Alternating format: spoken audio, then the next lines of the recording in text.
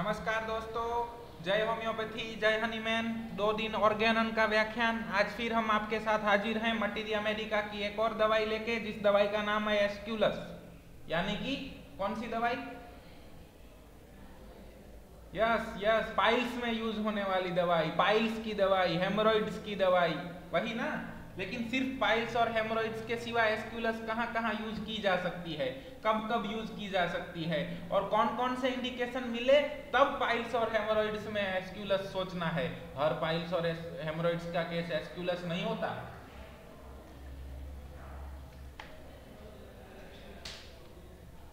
आपको लगता होगा हर बार हम एक ही बात को बार बार दोहरा रहे हैं। आप हमारे साथ जुड़ सकते हैं www.homeopathicgurukul.com के माध्यम से।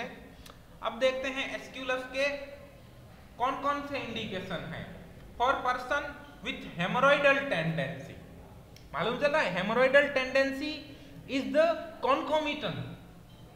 हम इसको बॉनी गुसेन की भाषा में कॉन्कोमिटेंट के तौर पे यूज कर सकते हैं कि डायबिटीज पर्सन है जिसको हेमोरॉइड है, या तो हेमोरॉइड का 1 बार 2 बार 3 बार सर्जरी करवा चुके हैं, या तो बार बार हेमोरॉइड होते रहते हैं, एंड वो suffer with gastric, bilious and catarrhal troubles. Gastric headache है, बिलियस हेडेक है, हिपेटाइटिस है, सिरोसिस ऑफ लीवर है, और कैटराल का मतलब क्या होता है? Inflammation.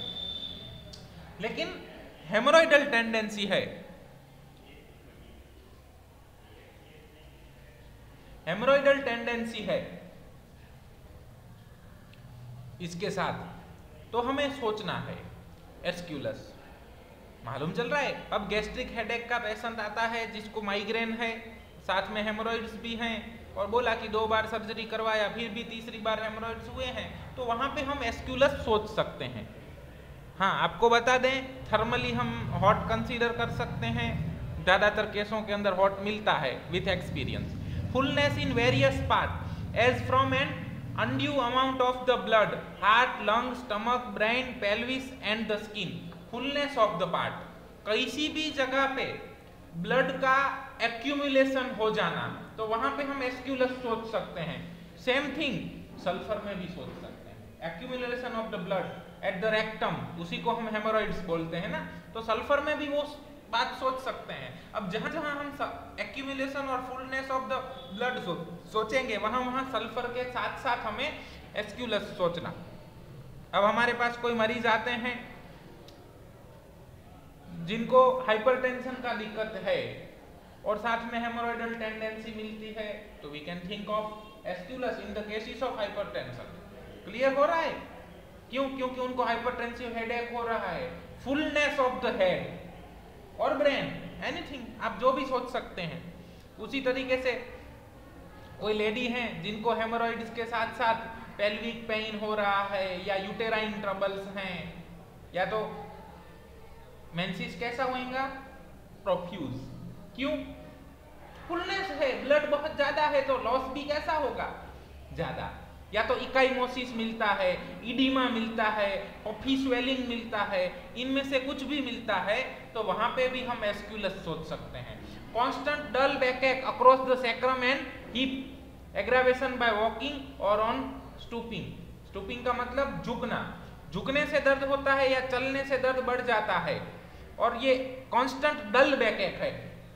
Character of the pain is dull. मालूम चल रहा है?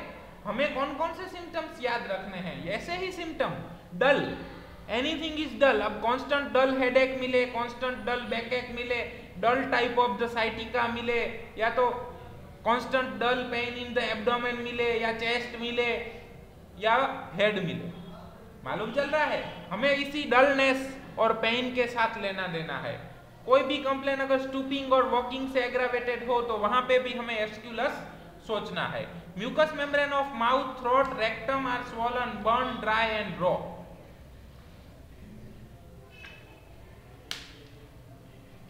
म्यूकस मेम्ब्रेन ऑफ माउथ, अब जरूरी नहीं है कि सिर्फ हेमोरॉइडल टेंडेंसी ही हो। अगर माउथ के अंदर आपको म्यूकोजल सिस्ट मिलते हैं, साथ में आपको वहां पे रस ऑफ ब्लड मिलता है, या दूसरे डल बैकएक मिलता है, दूसरे 2-3-4 सिम्टम्स मिलते हैं जो एस्क्यूलस को सपोर्ट करते हैं, तो we can think of aesculus in the case of mucosal cyst. अगर नेजल पॉलिप मिलते हैं और दूसरे 2-3-4 इंडिकेशन मिलते हैं, fullness of the blood, headache, hypertension, और अगर पास्ट हिस्ट्री में हेमोरॉइडल टेंडेंसी मिली तो वहां पे नेजल पॉलिप के केस के अंदर भी हम एस्क्यूलस सोच सकते हैं। जरूरी नहीं है कि सिर्फ हेमोरॉइड के केस में, मालूम चल रहा है। इसी तरीके से हाइटस हर्निया है तो वहां पे भी हम एस्क्यूलस सोच सकते हैं। Coryza, thin, watery and burning. See, any discharge is thin, watery and burning. Not only coryza. Rawness and sensitive to inhaled cold air. Rawness and soreness. दूसरी मेडिसिन आर्निका और कॉस्टिकम, और इसके साथ साथ अब हमें सोचना है एस्क्यूलस। मालूम चल रहा है। बर्निंग, आर्सेनिक, फास्फोरस, सल्फर, इन सब के साथ साथ एस्क्यूलस भी सोचो। ज्यादातर एनोरेक्टल रीजन या तो ऐसी कंप्लेंट्स हैं कि जहां पे म्यूकस मेम्ब्रेन इन्वॉल्व है, वहां पे सोचना है। Prolapse of uterus, acrid dark leucorrhoea with lumbosacral pain. Now backache is concomitant, मालूम चल रहा है। Haemorrhoids with backache, it is key note for the aesculus. दूसरी भी 2-3-4 मेडिसिन है, हमने डिस्कस की है। कौन सी है उनके लिए फिर से सल्फर से शुरू करके हर एक व्याख्यान देखिए। होम्योपैथी ऐसा विज्ञान है जो कंटिन्यूएशन प्रोसेस से सीखा जाता है। हम आज ही जे कृष्णमूर्ति का एक थॉट पढ़े। क्या था कि कुछ पढ़ना, उसको लिखना या मेमोराइज करना या पढ़ना और लिखना, ये सीख लेना, यही एजुकेशन नहीं है। क्या पढ़ना, वो क्या कहना चाहता है ये समझना, ये सब भी एजुकेशन के पार्ट हैं। और एजुकेशन इज द प्रोसेस। एक दिन में, 2 दिन में, एक बार व्याख्यान देखने से नहीं आ जाता है। हमें क्या होता है, एक फॉल्स ईगो जनरेट होता है ना, आई जनरेट होता है। ये बस अब ये तो मुझे आ गया, बस ये आ गया मतलब अभी आना बहुत दूर है। क्लियर हो रहा है? हमें ऐसी फीलिंग आ जाती है, ए गुरुकुल वाले सर ये तो हमेशा hot, chilly, thirsty, thirstless, desire, aversion और 2-4 एक ही वो प्रिंसिपल की माला ही जपते रहते हैं। ये तो हमें मालूम है, लेकिन प्रैक्टिस में कितना अप्लाई किया? Question mark. ये हमें जो बताता ना, ये तो मुझे मालूम है, ये आई है ना अंदरूनी, ये हमें सीखने से रोकता है। सीखने के लिए समर्पण चाहिए। हम आज फिर से व्याख्यान देखेंगे। सर ने बोला है कि 5 बार देखो, 25 बार देखो, तो हमें जब भी टाइम मिलेगा तब देखेंगे। उस समर्पण से धीरे धीरे हम सीखते जाएंगे। सीखना एक प्रोसेस है, वो 3, 4, 5 महीने, 2 साल, 5 साल, 1.5 साल और पूरी जिंदगी चलता रहता है। उसका कोई अंत नहीं है और आप जितना सीखना चाहें उतना सीख सकते हैं। बहुत एक अच्छा वाक्य है, जहां किसी को सीखना होता है तो वहां कोई भी शिक्षक अपने आप पैदा होता है। हमें कोई सिखवाने वाला नहीं मिलता है, या हम सीख नहीं पाते हैं, या तो हमें फिर 2, 3, 4, 5 दवाइयां मिक्स करके देनी पड़ती हैं, या हमारे पास पेशेंट नहीं आते हैं, या हम अपनी प्रैक्टिस एस्टैब्लिश नहीं कर पाते हैं। इन सब के पीछे का रीजन क्या है? ईगो। हम अपना ईगो नहीं छोड़ सकते हैं ना। अगर ईगो छोड़ पाए तो हम किसी से भी सीख सकते हैं, चाहे वो व्यक्ति कोई भी क्यों ना हो। हमारे शास्त्रों में ऐसे बहुत से उदाहरण दिए गए हैं कि जहां पे उम्र में छोटे व्यक्ति के पास बैठ के सीखा जाए, या तो जो अनपढ़ लोग हैं उसके पास बैठ के भी लोग सीखे हैं। ऐसे बहुत से एग्जाम्पल हैं। एक और थॉट पढ़ा था, देयर इज डिफरेंस बिटवीन क्या बोलते थे, एजुकेशन और कुछ था, हाँ, intellect. You can have a degree of PhD but you may have fullness. आप PhD की डिग्री धारी हो सकते हैं, लेकिन फिर भी आप मूर्ख भी हो सकते हैं। मालूम चल रहा है? डिग्रियों को और एजुकेशन को, डिग्रियां हमें क्या इंफॉर्मेशन देती हैं, वो हमें सिखाती हैं कि इस तरीके से सोचा जाता है। वो हमें ये नहीं सिखाती हैं कि क्या सोचा जाना चाहिए, कैसे सोचा जाना चाहिए, कौन से थॉट सही हैं, कौन से थॉट किस टाइम पे सही हैं, कौन से थॉट कब अप्लाई करने चाहिए। हमारे यहाँ प्रोवर्ब्स हैं गुजराती में, बोले ते ना बोर वेचाय, न बोलवामा नव गुण। दोनों प्रोवर्ब्स हैं, लेकिन कौन सी प्रोवर्ब कब यूज होनी चाहिए, कब जिंदगी में उसको अप्लाई करना है, ये हमें क्या सीखा? इंटेलेक्ट सीखा। मालूम चल रहा है? हाँ, आप में से कई सारे लोग हैं जो बहुत अच्छे प्रैक्टिशनर हो सकते हैं, बहुत डिग्रीधारी हो सकते हैं, एक्सपीरियंस्ड हो सकते हैं, पैसे वाले हो सकते हैं, कुछ भी हो सकते हैं, लेकिन अगर आप सीखना चाहते हैं तो सीख पाएंगे, वरना हम कुछ भी नहीं है फिर भी अगर हमें आई है तो हम कुछ नहीं सीख पाएंगे। Clear? Prolapse of uterus and all discharge are acrid, burning, watery and thin. Clear हो रहा है? एलियम सेपा में भी आता है acrid burning discharge from the nose, तो वहां पे साथ साथ एस्क्यूलस भी सोचना है। हम क्या करते हैं, अगर सर्दी जुकाम है तो एलियम सेपा, अगर एनोरेक्टल रीजन की पैथोलॉजी है तो एस्क्यूलस। ऐसा नहीं होता है दोस्तों। यही होम्योपैथी की ब्यूटी है कि अलग अलग कंप्लेन या अलग अलग रोगों के लिए अलग अलग दवाई नहीं होती है, दवाई होती है सिम्टम्स ऑफ वाइटल फोर्स के लिए। क्लियर हो रहा है? आगे हमने कुछ व्याख्यान के अंदर बताया है कि कौन से सिम्टम मायाजम के हैं, कौन से सिम्टम वाइटल फोर्स के हैं, और वाइटल फोर्स के सिम्टम अगर हम पकड़ लेते हैं तो हम उस व्यक्ति को इंडिविजुअलाइज करते हैं, और मेडिसिन होती हैं for that individual person that suffering vital force. और हमें रिस्टोर किसे करना है? वाइटल फोर्स को करना है, चाहे वो वाइटल फोर्स एलर्जिक राइनाइटिस देता हो, या हेमोरॉइड देता हो, या मुकोजल सिस्ट देता हो, या नेजल पॉलिप मिलता हो, या कोई कुछ और पैथोलॉजी मिलती हो। हर जगह पे अगर वाइटल फोर्स एस्क्यूलस के सिम्टम मतलब लोकेशन, सेंसेशन, कॉन्कोमिटेंट मोडालिटी दे रहा है तो वहां पे हम एस्क्यूलस प्रिस्क्राइब कर सकते हैं। अब प्रोलैप्स का केस हमें मिलता है तो हम सेपिया और पोडोफाइलम से आगे ही नहीं बढ़ते हैं, लेकिन देखिए prolapse of uterus with burning acrid discharge और लंबेगो हमें मिले तो वहां पे एस्क्यूलस प्रिस्क्राइब किया जा सकता है रादर सेपिया और पोडोफाइलम। हम क्या करते हैं, एक एक कंडीशन, एक एक पैथोलॉजी या एक एक सिम्टम के लिए दवाइयां याद रखते हैं।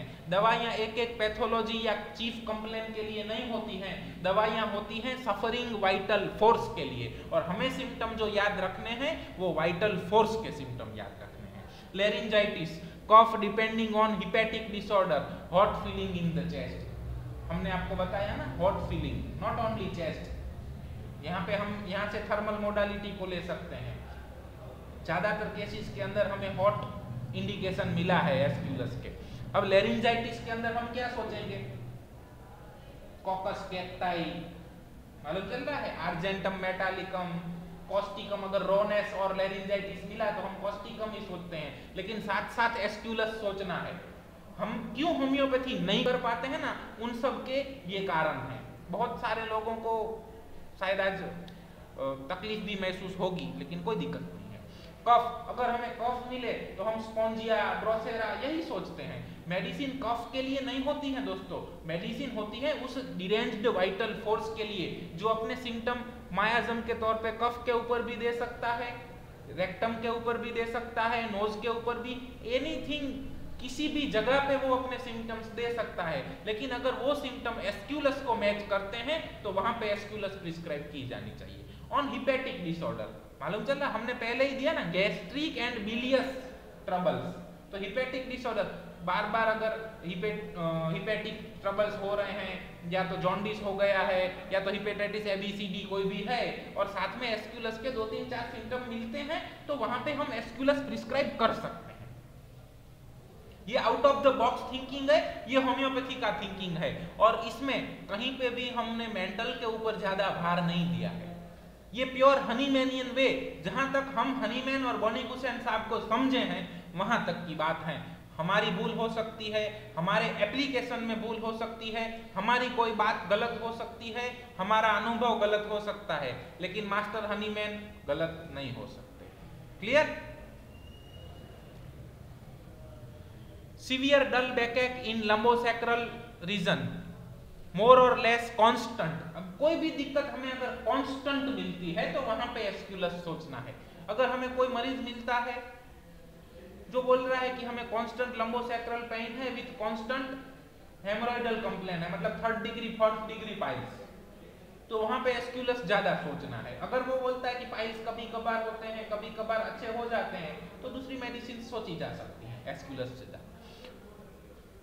Back gives out during pregnancy, prolapse and diarrhea. During pregnancy anything, कोई भी कंप्लेन है, हमें अगर ड्यूरिंग प्रेगनेंसी की दिक्कत मिलती है ना, तो पल्सेटिला, सेपिया, पोलोफाइलम, इन सब मेडिसिन से बाहर ही नहीं निकलते, क्योंकि हमने मेडिसिन को कैटेगराइज कर दिया है, female medicine, pregnancy medicine, children medicine. अगर चिल्ड्रन की कंप्लेंट मिले ना तो कैमोमिला, सीना, एथुजा, 4-5 मेडिसिन फिक्स, फीमेल की मिले तो 5-7 मेडिसिन फिक्स, मेल की मिले तो 4-5-7-5 मेडिसिन फिक्स। मतलब हम भूल गए हैं एपोरिज्म नंबर 6 को। क्लियर हो रहा है? वाइटल फोर्स कौन सी जाति का होता है, मेल होता है कि फीमेल होता है? वाइटल फोर्स की उम्र क्या होती है? वाइटल फोर्स बच्चा होता है, बड़ा होता है या ओल्ड होता है?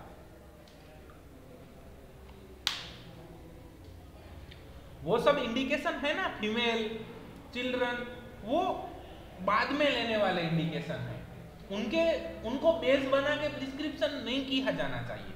हम आपको क्या बात बता रहे हैं, समझ में आ रही है?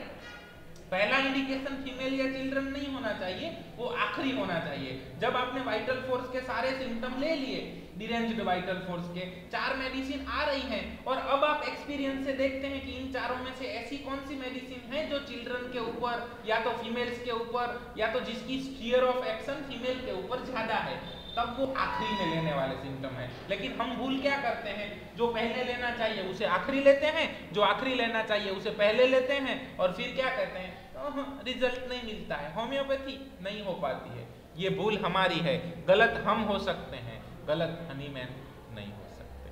मालूम चल रहा है? क्लियर हो रहा है? मुंह से खाना खाया जाता है और मड़ाशय से वो जो मड़ होता है वो बाहर निकाला जाता है, तो इन दोनों का अपना अपना जगह है और अपनी अपनी काम है। तो उसी हिसाब से हर सिम्टम का भी अपना अपना जगह है हायरार्की में, और अपना अपना काम है, उसी मुताबिक हमें आगे बढ़ना चाहिए। लेकिन हमारी भूल ये होती है ना, हम ऐसा नहीं कहते हैं कि चिल्ड्रन रेमेडीज, फीमेल रेमेडीज, ऐसा नहीं होता है, होता है। लेकिन वाइटल फोर्स की कौनो जाति नहीं है, वाइटल फोर्स ना बच्चा होता है, ना बड़ा होता है, ना वृद्ध होता है। भगवान गीता के अंदर कहते हैं ना, बस वही वाइटल फोर्स है। हमने वाइटल फोर्स के ऊपर बहुत चर्चा की है। तो हमें सिम्टम किसी के लेने हैं, वाइटल फोर्स के लेने हैं। उसके बाद अपने अनुभव से ये मेडिसिन किस उम्र में, या लाइक कैमोमिला सीना है तो चिल्ड्रन में उनका इफेक्ट बहुत अच्छा है, लेकिन अगर टोटालिटी में कैमोमिला और सीना या एथुजा आ रही है और फिर वो बच्चा है तो वो प्रिस्क्राइब होनी चाहिए। लेकिन बच्चा दवाई लेने के लिए आया तो उसको सीना, एथुजा या कैमोमिला में से प्रिस्क्राइब नहीं होना चाहिए।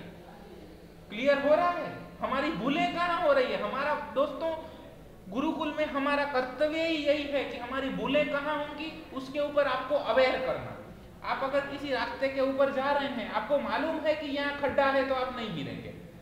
हमारा काम उतना ही है कि हम आपको अपने अनुभव से इतना ही बता सकते हैं कि ये भूल हम कर चुके हैं, आप मत करिए, यहाँ पे खड्डा है, बस। बाकी हम जो भी बता रहे हैं वो सब मास्टर हनीमैन का या वोनिक हुसैन साहब का ही है, हमारा कुछ है ही नहीं। क्लियर हो रहा है? हमारी क्या भूलें होती हैं?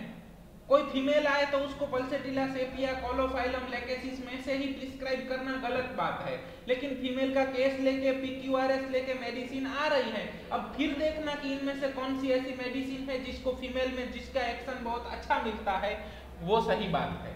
मालूम चल रहा है? तो female remedies, male remedies, children remedies, मतलब स्फीयर ऑफ एक्शन है ना, वो आखिरी में डिफरेंशिएशन करते वक्त देखने की बात है, वो पहले नहीं देखा जाना चाहिए। लाइक कॉन्स का केस आता है तो एंटीमक्रूड, ये पहले ही इसमें से हम डिसाइड कर लेते कौन से हैं, तो या तो एंटीमक्रूड, थूजा, सिलिसिया, या तो स्टोन है तो lycopodium berberis, nux vomica.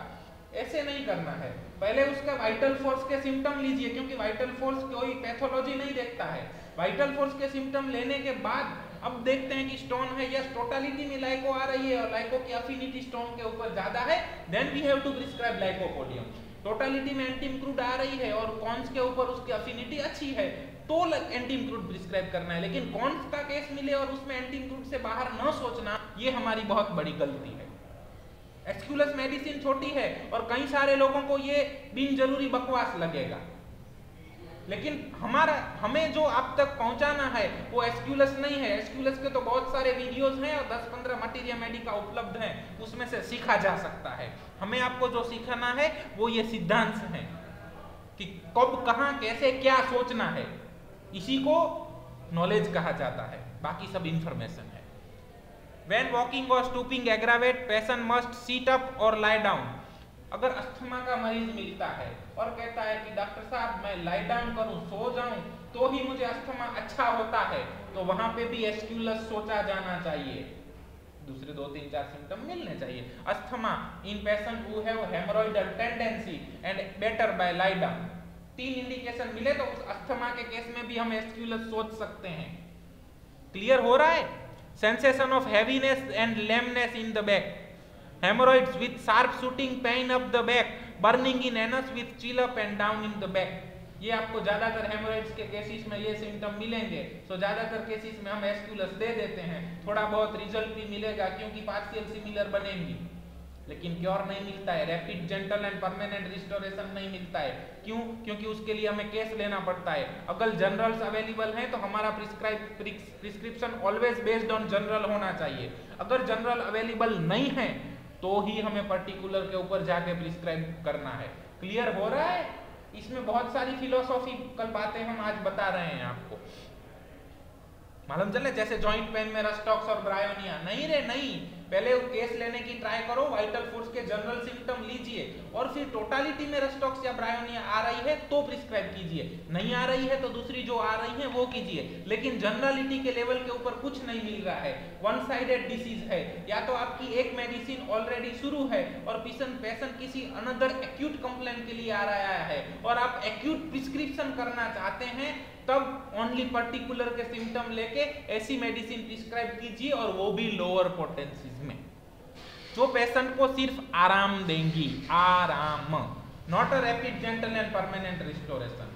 Rapid gentle and permanent restoration हमेशा जनरलिटी के बेस के ऊपर होगा, पर्टिकुलर के बेस के ऊपर मेडिसिन देंगे, कुछ इंप्रूवमेंट आएगा तो कुछ जनरल सिम्टम मिलेंगे, उसका फिर टोटालिटी बना के जनरल को कवर करने वाली मेडिसिन देंगे, तब जाके हम जिगजैग वे में क्योर कर पाएंगे। इसीलिए हम मना करते हैं कि कोई पैथोलॉजी देख के प्रिस्क्रिप्शन नहीं करना है, हमें पूरे का पूरा केस लेना है, लोकेशन, सेंसेशन, कॉन्कोमिटेंट मोडालिटी, और इसके अनुसार प्रिस्क्रिप्शन करना है।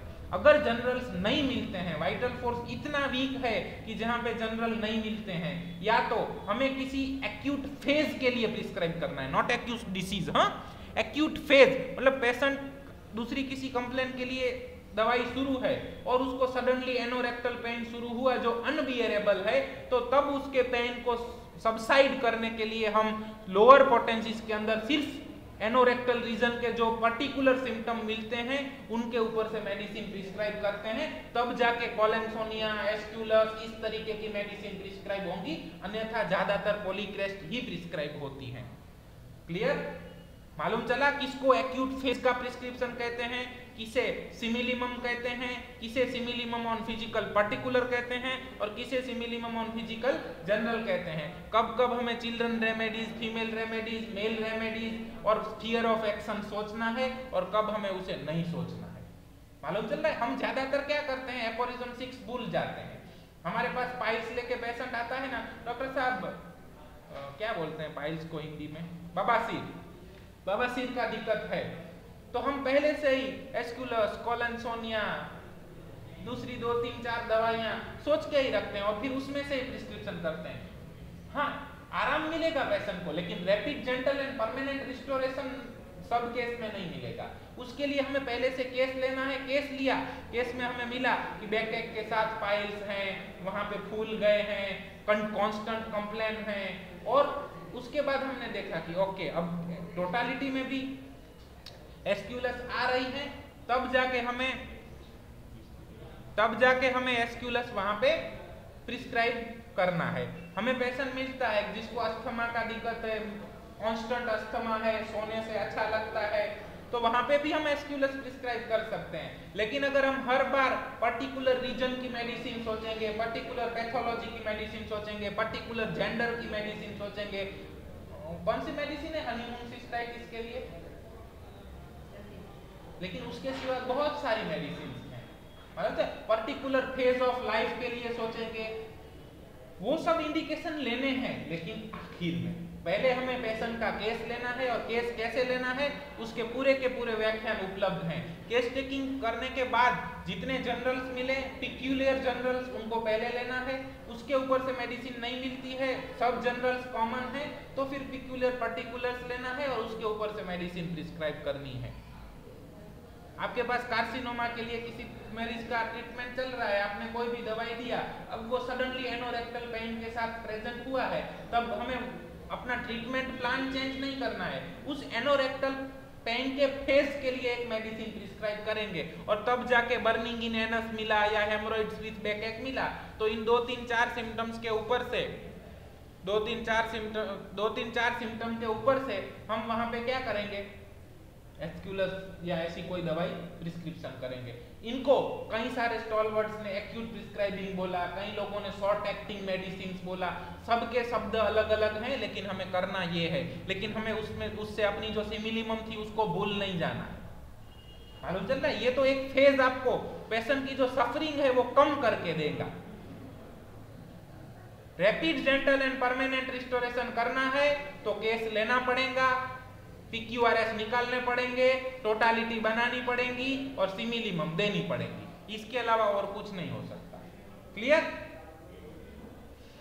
Dryness and heat at the rectum, सिर्फ रेक्टम नहीं, कहीं पे भी जहां पे भी दिक्कत है वहां पे ड्राइनेस और हीट मिलेगा। डॉक्टर साहब अस्थमा का तकलीफ है, सांस फूल जाता है, सो जाए तो अच्छा होता है और सब गरम गरम लगता है, अगर 4 इंडिकेशन ऐसे मिले तो अस्थमा के केस में भी एस्क्यूलस प्रिस्क्राइब किया जा सकता है।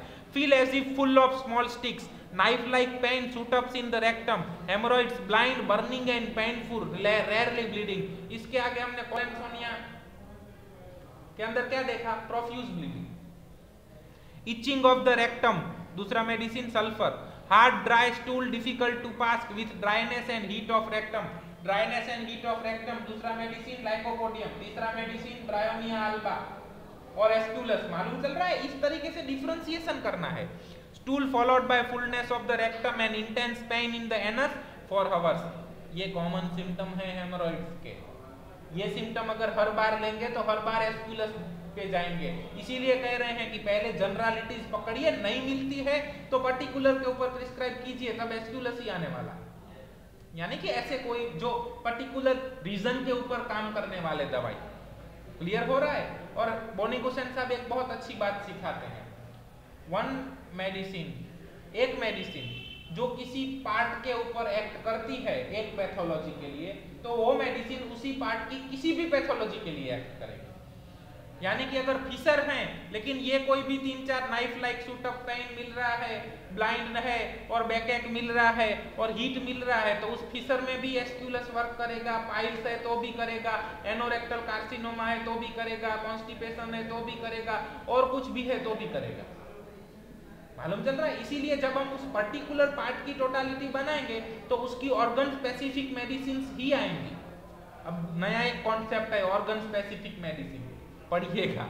सब लोग acute prescription, short acting medicine, organ specific medicine अलग अलग नाम दे रहे हैं, लेकिन वस्तु एक ही है।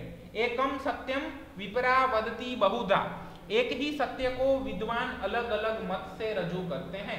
हमने उन सब मत को एक कंक्लूड करके आपके सामने गुरुकुल के माध्यम से प्रेजेंट किया है। होप आपको एस्क्यूलस के अंदर कुछ नया सीखने को मिला होगा, आपका प्रैक्टिस इंप्रूव होगा। जुड़े रहिए गुरुकुल के साथ। अब थोड़ा सा आपका favourite mind, very irritable patient है जिसको पाइल्स का दिक्कत है और हॉट है, तो मेडिसिन कैन बी एस्क्यूलस। चिली है तो नक्स वोमिका। क्लियर हो रहा है? डिस्पोंडेंट एंड ग्लूमी मतलब सैडनेस, मिजरली क्रॉस मतलब चिंगूस, ग्रीडी का एक क्रॉस रूब्रिक है। कृपण कहते हैं जिसे, किसी का अच्छा न सोचने वाला, सबका बुरा सोचने वाला। हर एस्क्यूलस ऐसा नहीं होता है, नहीं होता है, नहीं होता है। आप एक पिक्चर फिट करके मत रखिए। मालूम चल रहा है?